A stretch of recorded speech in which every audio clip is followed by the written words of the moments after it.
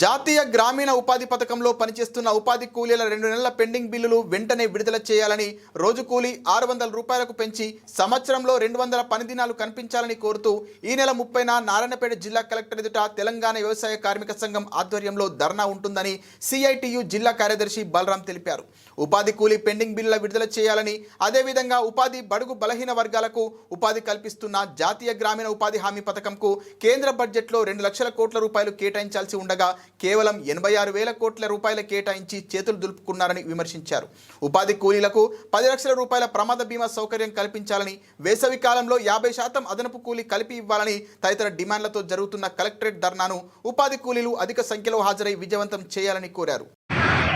నా పేరు బలరాం, సిఐటి జిల్లా కార్యదర్శి. ఉపాధి కూలీల సమస్యలు పరిష్కరించాలని దాదాపు 3 నెలల పాటు పెండింగ్లో ఉన్నాయి కూలీలు. కాబట్టి ఆ కూలీ డబ్బులను వెంటనే చెల్లించాలని చెప్పి కోరుతూ ఈ నెల అంటే మే 30న జిల్లా కలెక్టరేట్ నారాయణపేట జిల్లా కలెక్టరేట్ ముందు ధర్నా ఉన్నది. కాబట్టి ఈ జిల్లాలో పనిచేస్తున్న జాతీయ గ్రామీణ ఉపాధి హామీ పథకంలో పనిచేస్తున్న ఉపాధి కూలీలందరూ అధిక సంఖ్యలో హాజరై విజయవంతం చేయాలని చెప్పి కోరుతా ఉన్నాం. ఎందుకంటే దీంతో పాటు ఈరోజు ఉపాధి కూలీ అనేది 100 రోజుల వరకే ఉంది.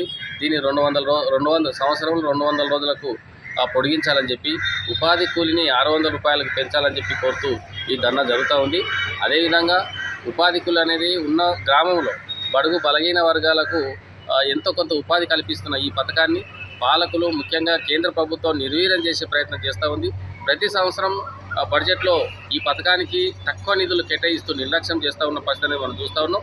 కాబట్టి ఈ జాతీయ గ్రామీణ ఉపాధి హామీ పథకానికి బడ్జెట్లో 2 లక్షల కోట్ల రూపాయలు కేటాయించాలని చెప్పి కొలతలకు సంబంధం లేకుండా వీరికి కనీస వేతనం 600 రూపాయలు నిర్ణయించి అమలు చేయాలని చెప్పి కోరుతా ఉన్నాం. కాబట్టి ఈ రకంగా ఈ కొలతలకు సంబంధం లేకుండా 600 రూపాయలు అమలు చేయాలని చెప్పి రోజుకుల్ని అమలు చేయాలని చెప్పి కోరుతూ ఈ ధర్నా జరుగుతూ ఉంది. కాబట్టి ఈ జిల్లాలో ఉన్న ఉపాధి కూలీలందరూ కూడా అధిక సంఖ్యలో హాజరు కావాలని, అదేవిధంగా దాదాపు 4 నెలల పాటు ఈ క్షేత్రస్థాయిలో కూడా ఫీల్డ్ అసిస్టెంట్లో కూడా వేతనాలు పెండింగ్లో ఉన్నాయి. కాబట్టి వాళ్ళ కనీస వేతనం 26,000 ఇవ్వాలని చెప్పి, ఇచ్చే వేతనము ప్రతి నెల 1వ తారీఖు రోజే విడుదల చేయాలని చెప్పి, సీనియర్ మేటీలను ఫీల్డ్ అసిస్టెంట్గా గుర్తించి వారికి ప్రమోషన్ కల్పించాలి, కనీస వేతనం అమలు చేయాలని చెప్పి ఈ డిమాండ్లతో జరిగే ధర్నాకు అత్యధిక సంఖ్యలో ఉపాధి కూలీలు, అదేవిధంగా క్షేత్ర సహాయకులు, సీనియర్ మేటీలు హాజరై విజయవంతం చేయాలని చెప్పి కోరుతా ఉన్నాం.